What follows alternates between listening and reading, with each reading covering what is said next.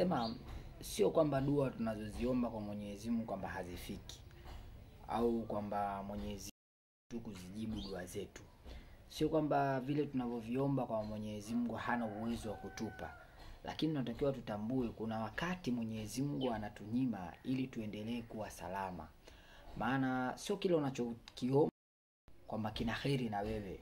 Unaweza ukaomba ikawa ndani yake kina shari. Kwa hiyo Mwenyezi Mungu anakunyima ili kuendelea wewe kubaki kuwa salama.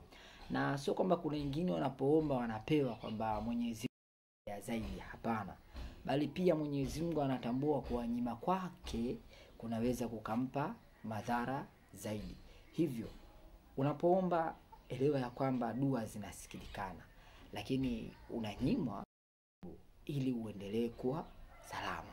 Hebu uchukulia mfano leo hauna gari, lakini unakutana na vita kubwa sana wanadamu. Vipi ukimiliki gari? Maana kitendo cha kumiliki gari, vita nayo itakuwa inafanyaje?